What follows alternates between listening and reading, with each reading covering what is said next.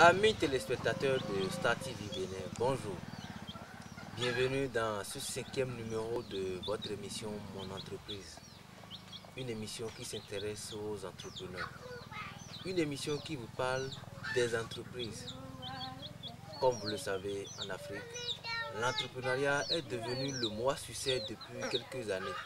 Et en Afrique, comme au Bénin, on rencontre des milliers d'entrepreneurs qui sont dans des activités diverses. Cette fois, nous sommes à la rencontre d'un entrepreneur qui exerce dans le milieu agricole. Et c'est ses activités, le travail qu'il fait chaque jour, c'est bien sûr ces travaux que nous allons vous présenter au cours de cette émission. Merci de garder votre position. Merci de préférer bien sûr Star TV Bénin. Amis téléspectateurs de Star TV Bénin, comme je vous l'annonçais, nous sommes avec un entrepreneur du monde agricole. Cher invité, bonjour. Oui, bonjour monsieur le journaliste. J'espère que vous allez très bien. Oui, nous remercions le Seigneur. Nous avons choisi de faire escale chez vous ce matin pour quand même recueillir quelques informations, pour que vous partagiez avec nous quelques expériences de vie, un peu de votre parcours, un peu des activités que vous avez sur votre ferme ici. Je crois que c'est aussi un plaisir pour vous de le faire avec nous. Vraiment, vraiment, je suis très content ce matin-là pour avoir vous rencontrer sur ma ferme ce matin. Ce que j'ai préféré depuis que je n'ai pas eu. Donc c'est une opportunité que j'ai beaucoup appréciée ce matin. Allez donc vous présenter aux téléspectateurs de Star TV Bénin. On m'appelle Alexandre Faton, le promoteur de la ferme Grâce Divine 6 à Sahara, à Bidomé, non loin du palais royal de Sahara. La Grâce Divine. Oui. Pourquoi est-ce que vous avez choisi comme nom Grâce Divine pour votre entreprise de production agricole? Si nous avons choisi, nous avons opté pour la Grâce Divine, c'est à partir des analyses, sur des analyses, que nous nous sommes aboutis à ce nom-là. C'est un nom qui nous permet d'être toujours forts dans tout ce que nous entreprenons. D'être toujours fort, oui. D'avancer oui. dans la grâce divine. Oui. Voilà. Parce que sans Dieu, rien ne marche. C'est pourquoi nous avons opté pour ce nom finalement. Il y a beaucoup de noms qui ont été proposés. Doha, ainsi de suite. Il y a des noms. Tadagbe, la ferme Tadagbe, la ferme Doha, la ferme Maouzansou. Mais finalement, nous avons retenu la grâce divine. La grâce divine. Oui. Je crois bien que nos amis téléspectateurs seront bien intéressés d'entendre un peu de votre parcours entrepreneurial. Parlez-nous un peu de votre parcours jusque-là. Quand est-ce que la ferme a démarré ses activités déjà? Mais vous-même en tant que promoteur, quel a été un peu votre parcours avant que nous soyons là aujourd'hui à parler de grâce divine?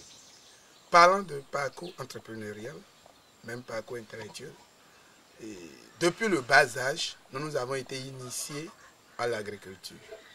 Mon papa fut chauffeur, mais actuellement, on ne peut plus parler des exploitants agricoles dans le village aujourd'hui, dans le village Sahara Bidomé, sans parler de mon papa. Il n'est pas des moindres parmi les producteurs du village. C'est lui qui nous a motivés, nous, à l'entrepreneuriat agricole. Parce qu'à tout moment, il nous dit, la terre ne ment jamais. La terre ne ment jamais. Cet adage est demeuré jusqu'à aujourd'hui vrai? Jusqu'à aujourd'hui vrai. J'ai compris réellement que la terre ne ment jamais. Parce que quand je me suis lancé dedans, sans vous mentir, tout n'a pas été rose. Mais aujourd'hui, je pourrais dire que nous avons eu des réalisations dedans. Ce que beaucoup aspirent faire, qui n'ont pas pu jusque-là. Mais nous, Dieu nous a accordé, à cause de la grâce divine. Bien sûr. La grâce divine. Nous sommes avec la grâce divine. Voilà, nous avons eu l'opportunité. Et aujourd'hui, on ne peut pas dire que le monde agricole, le monde entrepreneurial n'est pas un bon monde. C'est un bon monde. C'est un monde qui nous permet de nous épanouir. D'abord, j'ai fait le cursus scolaire comme tout le monde. J'ai fait le primaire à l'EPP Sahara ici. J'ai fait le secondaire à Djoun. J'ai eu mon bac à Djougou. J'ai fait l'université, j'ai fait l'histoire à Calavi. J'ai eu ma licence professionnelle en histoire et archéologie. Après ça, j'ai fait la sociologie, j'ai abandonné en deuxième année. Parce que là, je me voyais déjà dans mon monde entrepreneurial de ce côté. J'ai fait une licence professionnelle dans les lettres modernes. J'ai mon master en cours dans les lettres modernes toujours. Que je dois soutenir bientôt. À côté de tout ça là, j'ai ces diplômes. Mais ces diplômes, je vais dire peut-être, ça m'a permis aujourd'hui de développer autrement l'entrepreneuriat agricole que mon père. Parce que les stratégies que moi j'adopte, mon père ne pourra jamais adopter ces stratégies parce que lui, il n'est pas initié, il n'a jamais mis pied à l'école même d'ailleurs. Donc vous êtes en train de nous dire que vos diplômes universitaires vous ont permis de moderniser en fait Voilà. vos stratégies Voilà. de fonctionnement. Voilà. Donc c'est un peu ça. Donc si j'étais un illettré, je ne pourrais pas adopter les stratégies modernes que je suis en train d'adopter actuellement. Il y a des formations que j'initie moi-même sur ma ferme. J'avais créé un temps de coopérative de production de gari chez moi ici. Il y a beaucoup de personnes qui se sont adhérées. J'ai toujours les photos dans mon parchemin là. Dans les archives? Oui, dans les archives, tout est là. À part ça, les produits phares que nous faisons, ce que nous faisons dans notre structure, au sein de la ferme La Grâce Divine, nous produisons d'abord les produits agricoles. Parlant donc des activités oui, nous produisons qu'il y a au niveau de la ferme. Au niveau de la ferme, La Grâce Divine, nous avons les produits agricoles. Tels que quoi? Nous avons les pommiers d'eau qui étaient rares mais aujourd'hui sont disponibles à notre niveau. Nous produisons les plants forestiers. Nous avons les caïcédra, l'eucalyptus, l'acacia, le mélina, le caïa. Nous avons beaucoup de produits, les avocatiers, les cocotiers hybrides nés, nous avons les papayers, nous avons les goyaviers, nous avons beaucoup de produits agroforestiers. Tous ces produits que vous êtes en train de citer, sont-ils disponibles actuellement sur la ferme? Oui, toujours disponibles. Vous pouvez, si vous voulez, tout à l'heure, il va vous permettre de filmer un peu de ces produits, un peu, un tout petit peu. Nous avons tout ça là. À côté de ça, nous avons l'élevage. Nous faisons les porcs, nous faisons la caniculture, c'est-à-dire les lapins. Nous faisons les poulets locaux en quantité. Nous transformons même les poulets locaux. Donc c'est un peu ce que nous avons sur la ferme. Il y a les porcs, oui. Il y a les lapins, oui. Il y a les poulets locaux. Oui. Et les poulets améliorés. Et les poulets améliorés également. Oui. Oui. Mais dites-nous un peu, quelles sont les difficultés? Vous avez dit tout à l'heure que le monde entrepreneurial n'est pas rose tout le temps. Oui, quelles sont les difficultés en fait que vous rencontrez ou que vous avez eu à rencontrer qui parfois ne vous ont pas démotivé, qui vous ont quand même permis de progresser? Nous nous sommes lancés dedans depuis 2014, tel que je le disais, depuis 2014. Et au début, nous avons fait le maraîchage. Nous avons dépensé, quand nous allons regarder le plan d'affaires, c'est-à-dire les dépenses effectuées et la recette obtenue, vraiment, ce n'est pas encourageant. Je suis sûr que vu l'allure des jeunes d'aujourd'hui qui veulent coûte que coûte se faire de l'argent avec force, ils ne pourront plus progresser dans cette activité. Est-ce à dire qu'il n'y a pas l'argent dans le monde entrepreneurial? Il y a de l'argent dans le monde entrepreneurial. Il faut être courageux et patient. Il faut être persévérant. Oui, pour découvrir ce trésor caché du monde entrepreneurial. Parce que d'abord, tout au début, nous avons fait le maraîchage. Nous avons dépensé pour l'eau seul 100 000, hormis les mains d'œuvre. Mais nous avons fait une recette de 22 400. Au total, à la fin du cycle. À la fin du cycle, à la fin de cette saison. Qu'en est-il de la main d'œuvre et autres? D'abord, vous voyez que même l'eau d'abord là, on n'a rien fait à côté de l'eau. Donc on ne pourra même plus parler de la main d'œuvre. On a été obligé de fermer les yeux sur la main d'œuvre.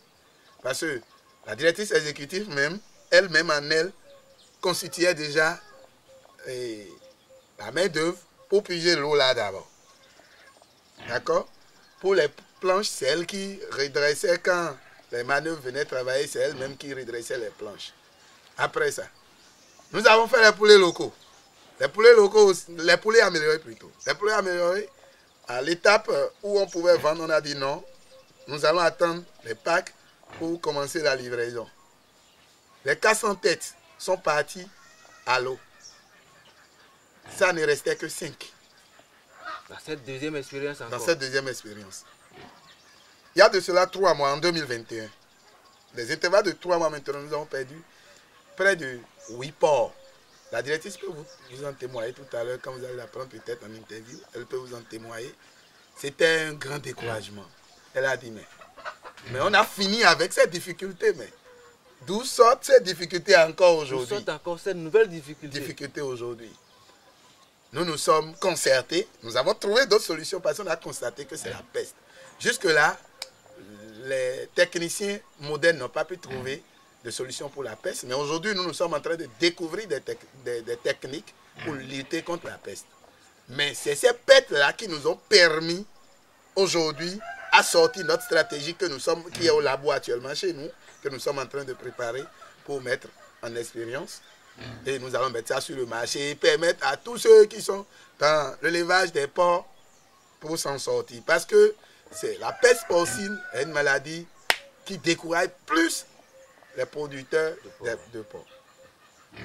Donc c'est un peu ce que nous pouvons mettre dans les difficultés que nous avons eues. Mais cela ne veut pas dire que le monde agricole n'est pas bon, parce que n'était notre engagement dans notre motivation que nous avons pour le truc. Nous n'allons pas avoir un château. Vous allez voir aujourd'hui, je vous ai dit qu'on a puisé de l'eau avant. Aujourd'hui, nous ne faisons même plus de calcul d'eau. Parce que c'est là, on puise comme on veut, on ne mesure même plus, on utilise comme on le veut actuellement. Donc aujourd'hui, même si tout n'est pas encore rose comme nous voulons, au moins nous avons fait de progression dans le monde. Vous êtes en train d'entendre les poulets locaux qui veulent pondre déjà, parce que c'est leur heure de pondre, donc ils veulent pondre. C'est pourquoi il est en train de sonner là tout à l'heure. Nous avons les papayes là aujourd'hui, mes enfants, quand ils reviennent de l'école, papa, nous voulons manger de papaye. Vous allez voir, tout à l'heure, ils vont vous servir de papaye. Vous allez manger. Nous initions beaucoup de choses. Quand vous allez voir, vous voyez là à côté, c'est une machine qui nous permet, on appelle ça le malasseur, qui nous permet de moudre les noix de palme. Parce que nous faisons aussi la transformation. Nous avons de presse. Il y a quelqu'un qui est venu louer ça. Le trou que vous voyez là, nous avons fait ça nous-mêmes sans la main d'œuvre des marchands. Nous avons initié ça, elle et moi, la directrice exécutive et moi, et nous avons fait ça nous-mêmes. C'est le premier local à côté là, qui nous ont permis de démarrer la ferme. C'est le premier local. C'est ça là. C'est elle qui a abrité les premières activités de la ferme en fait. Voilà. Donc il est toujours là. Il est toujours là. On ne peut pas. Nous allons l'immortaliser. Ça deviendra, comment dit-on, quelque chose de touriste pour les visiteurs prochains de notre site. Vous avez vu, si le monde entrepreneurial n'est pas bon, nous avons des porcheries en dur. Nous avons des porcheries en dur, même si ce n'est pas très moderne. Vous aurez constaté qu'au moins, nous avons utilisé de ciment pour fabriquer des briques et nous avons monté ça. Ce n'est pas en terre battue, c'est en dur. Ça voudra dire que le monde entrepreneurial est un bon monde. Pour les jeunes qui désirent s'initier, qui désirent apprendre l'entrepreneuriat, ou simplement qui désirent apprendre l'élevage de porc, ou comme vous avez dit, vous faites aussi les poulets locaux. Est-ce que vous avez des formations à l'endroit aussi de ces jeunes-là? Nous avons beaucoup de volets de formation. Aujourd'hui, j'ai au moins 2 personnes à qui c'est la DE, la directrice exécutive, qui les a formés parce que moi je viens juste superviser les trucs. C'est elle qui les a, malgré qu'elle n'a pas un niveau intellectuel plus élevé, vu les béabas que nous lui avons, je lui ai donné que comment dit-on, mes supérieurs hiérarchiques qui viennent m'aider pour l'évolution du truc, lui ont donné. Aujourd'hui, elle a formé au moins 2 à 3 personnes qui sont déjà à leur compte, qui travaillent déjà, à qui j'ai installé. Puis le traitement, nous faisons ça nous-mêmes. Parce que nous avons fait les formations de base, donc nous faisons le traitement pour les porcs, le traitement vétérinaire, le traitement technique, la préparation de provendre, tout ça là. Nous avons la main et nous faisons tout ça là nous-mêmes actuellement. Donc elle est là pour accompagner tous ceux qui aspirent.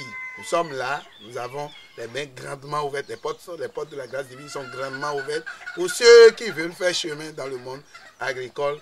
Nous allons les initier, surtout pour que ce soit pour le porc, pour le lapin, pour les poulets locaux, pour les produits forestiers ou agricoles. Nous sommes là. Nous avons des partenaires pour même des pépiniers partenaires qui pourront les prendre en stage quand ils vont terminer leur formation chez nous. Nous avons des pépiniers partenaires qui pourront les prendre pour leur stage professionnel. Donc nous avons la porte ouverte, grandement ouverte même, pour ceux qui aspirent faire chemin dans le monde entrepreneurial. Voilà qui est bien dit, monsieur Alessandre Faton, de la grâce divine. Oui. Vous avez dit tout à l'heure que vous êtes le promoteur de la grâce divine. Oui. Et mon technicien, mon cadreur, Yves Lecha et moi, nous savons déjà, nous sommes dans la grâce divine aujourd'hui, depuis quelques heures. Oui. Il est vrai que vous avez répondu avec un peu de retard à notre rendez-vous. Bien sûr, parce que j'ai toute occupation. Avant d'aller au thème de cette émission, est-ce que nous pourrions avoir les contacts de la ferme pour que, de loin, quelqu'un qui a besoin des différents produits que vous avez cités, les contacts et bien sûr la localisation aussi de la ferme pour que les gens qui auront besoin des différents produits que vous avez cités tout à l'heure puissent quand même se rapprocher de vous pour en avoir? Ok, merci beaucoup monsieur le journaliste. En tant que promoteur, mon contact c'est le 97 17 57 08. Le contact de la directrice exécutive, c'est madame Faton Julienne, née à Taïro. Son contact c'est le 97 09 60 66. Où se trouve en fait nous sommes situés à Sao Apidome, c'est-à-dire Sao Djedj, non loin du palais royal de Tofoji Benyinde, le roi de Sahara. Nous sommes à 9 km du goudron d'Adjoum, en déviant au niveau de Abaton.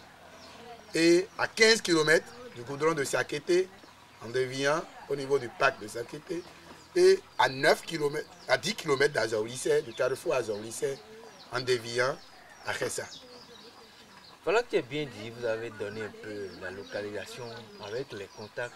Mais je suis par exemple un peu loin, je suppose que je suis à Porte-Nouveau, je suis à Cotonou, je ne suis pas dans les environs et je désire quand même avoir les produits que vous avez cités bientôt. Est-ce qu'il y a possibilité pour vous de livrer si la commande est conséquente ou bien le client a l'obligation de se rapprocher de vous? Même à l'extérieur, même n'importe où vous êtes, vous nous appelez seulement, vous nous donnez vos coordonnées et nous vous satisfaisons seulement. Parce que, je vais vous dire, je vous ai dit que nous sommes dans la production des produits forestiers, les produits agro.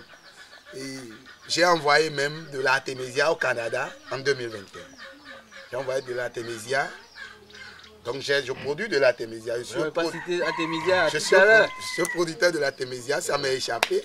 Je suis producteur de l'artémisia, donc je produis de l'artémisia. Nous avons envoyé de l'artémisia au Canada cette année-ci. Nous avons envoyé de l'artémisia. Des amis qui ont demandé et nous ont donné leurs coordonnées. Nous leur avons produit ça. À part ça, nous avons livré de jus de noni. Parce que nous avons ces trucs-là ici. Le jus de noni, nous avons livré ça à Grand Popo, au Togo, même au Niger, cette année-ci.